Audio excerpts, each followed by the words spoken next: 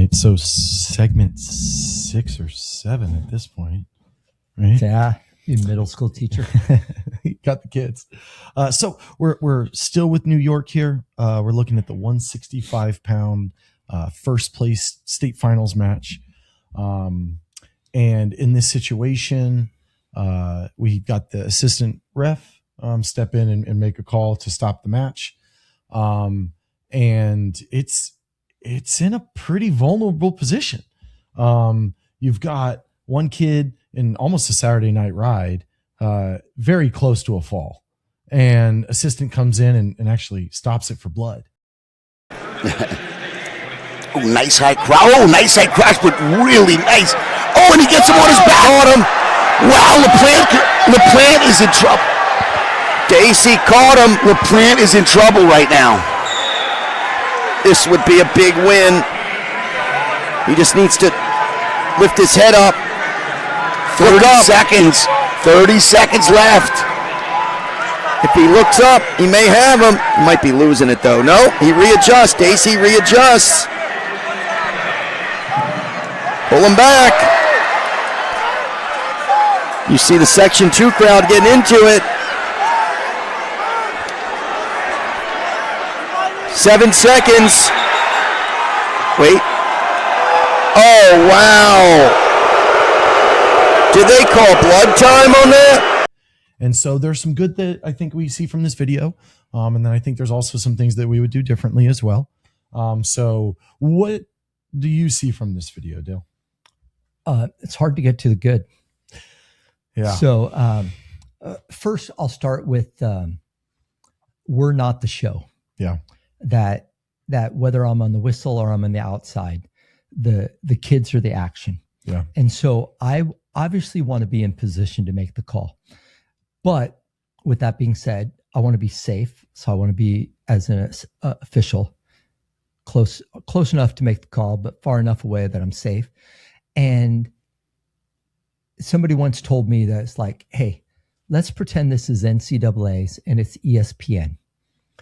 They do not want to see the official on the mat during the thing, nor do they want to see the assistant official in the middle of the mat. Yeah. They want to see the two wrestlers. Yep. And so very taboo. Now, again, I'll defend the AR in this situation. There's nothing in the rule book that says the assistant cannot come on the mat. Yeah, like within the circle. Correct. Yeah. I just don't do it. Yeah, and I've always been taught too, as the assistant ref, you stay outside that circle, and if you've got to run, then you've got to run to get to that tangent. I mean, obviously if safety was an issue or something like that. Sure. But with that being said, I stay out of the action, and then we work on communication. Hopefully we do all that pre-match, or we have comms or things like that. And so again, safety is important. So in this situation, there is a near fall criteria. He is in that near fall criteria for a while. Oh, yeah. I think the other thing that comes to my brain right away is situational awareness. Yeah. I think there are 6 seconds left. Yeah. Something within 10 on the clock, first period. Yeah. 5-6 seconds. At this point, with 6 seconds left on the clock, almost a fall in a pinning situation, state championship, there better be a puddle of blood. Yeah. For me to step in and take a kid off their back. Yeah. Especially when the whistle's right at the head there. Yeah. The whistle's right at the head. It's not there. like you can't see it, right? Yeah. So like, I was also surprised at this call. I think back to one of our old videos, one of our main jobs is safety. Yes. And you want to protect the wrestlers. You want to make sure they're in, a safe position. But I don't know if there's enough blood here for me. He's really got to be leaking there. But so like I want the AR to stay outside the circle or to be far enough away. Yeah. Now, obviously, if you're in a pinning situation, you're watching for choke. You're watching, you get some funky situations, and the whistle is looking for the fall, and there could be a choke or an airway or an appendage getting bent or something like that. I get that. Even pulling a jersey or a headgear or something. Absolutely. Yeah, you want the. But even then, I'm not stopping. I'm just letting them know. For sure. Yeah. you had mentioned something about a positive, and I think once again, I'm not going to make that call. Yeah. I don't want my AR to make that call. Yeah. And I'm not going to be on the mat like that. Yeah. So we'll make that clear. However, once that happens, I like how the whistle immediately awards 5 near fall. Yeah. And understands the bonus or upgrade. Yeah. Because they took him out of criteria. Yeah. And and he's got 4 in the pocket. Yeah. And because he stops it in criteria for blood, you award that 1 extra. Yeah. That was a positive. But I think when you watch that video, that the whistle's even a little confused. Yeah. He's like, wait, why am I stopping this? Yeah. And he goes, But- blood. Okay. so- then he throws up the 5. Yeah. So that was a positive, Let's award say the bonus. outside official is like, hey, there's blood. There's blood. There's blood. Yeah. There's blood. Yeah. Whistle and doesn't have to do anything about it. The whistle's on the whistle. Yeah. And I can, as a whistle, choose to go, oh, okay, I didn't see that. Stop. Yeah. Or, okay, I see it. We're letting it roll right now. Not we'll enough. fix it and we'll clean it up in a second. Yeah. Because there are 6 seconds left Yeah. in the period. Yeah. And Probably more likely that there's going to be a fall than this kid's going to choke or, have that negative experience because of now, that. airway, Yeah. 180-degree difference for me. Yeah. If he's choking in, something like that. When yeah. they're doing those step overs and things like that, especially I a lot of. absolutely want that AR to step in automatically. Yeah. And maybe I missed it on the video that maybe it was profuse bleeding. Yeah. And maybe there was. Yeah. But But it didn't look like it. And to the airway point, we're getting a lot of BJJ, Brazilian Jiu-Jitsu, Uh-huh. within our sport these days. A lot of these anaconda chokes and these darce chokes that are technically legal within our rule book because they have the arm, Mm-hmm. but they restrict the airway in such a way that we're actually seeing some kids actually pass out on the mat. And So I think line from potentially dangerous to illegal, when it's an airway, we gotta, yes, I know that certain moves are not illegal. Obviously, everything around the airway is potentially dangerous. Yeah. We have the right as officials to either stop it or not stop potentially dangerous. That's our discretion. Yeah. And, but there was a couple of years ago, there was a girl at the state tournament. At the state tournament, Yeah. and she choked out 2 with an assassin. Yeah. And it was tight as snot. Yeah. And They start looking at the assassin differently now.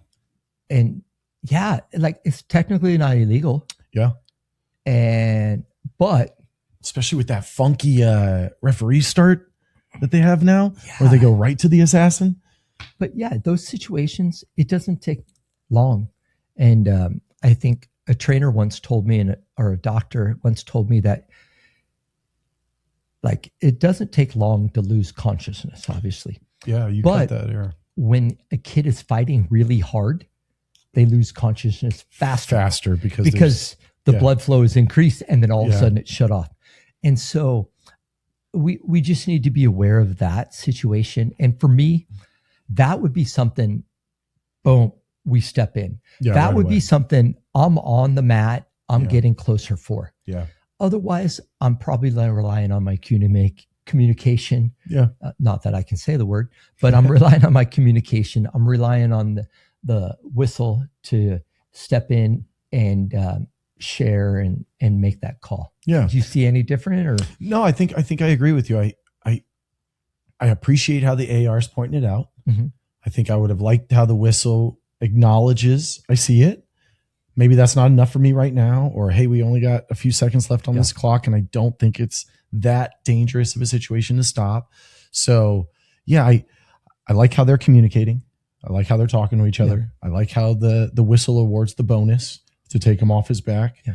And so definitely a lot of good there. But, man, I think to your point, he's got to be leaking for me to take him off his back. I think, in that situation. One other point that comes to the more that I work with another official, the more you realize how they're going to call that. Yeah. Or like there are people, if I don't work with them enough or I haven't worked with them enough, like you get to a state tournament like this, you probably have worked with some of the officials over and over. Yeah. But you probably have not worked with some of them at all. A couple of California. Oh, we're massive. We're huge. Yeah. And so there's officials we don't see until the end. Yeah, you're right. If they're not part of the traveling monkey circus that we do. Yeah. So when you know officials, that communication becomes easier. Oh, yeah. When you don't, that's where I feel like, I mean, this is the whole thing we're talking about in this series. Yeah.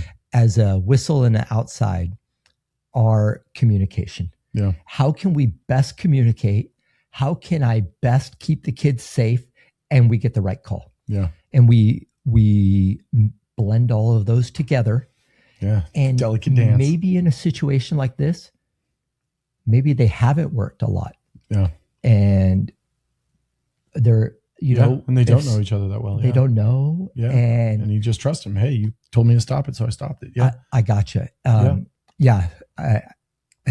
The announcers were, I think, as equally surprised as I Yes. was in that situation. Yeah. But you know what? Hey, in the end, I still safety, bloodborne pathogens. I get all that. And so officials, now this is not in the case book and not in the rule book. Well, I guess it's in the rule book that we stop it for blood. But I would argue that we don't always stop it right away. And so I'm kind of curious, not just what Connor and Dale think, what you guys think. Yeah. And so put it in the comments. Are you going to stop that? Are you going to, as an outside official, stop that? On a whistle, stop that? And then again, what are ways that you communicate ahead of time to prevent that from escalating to that point and making it work? So leave those comments, let us know, and we'll move on to a new segment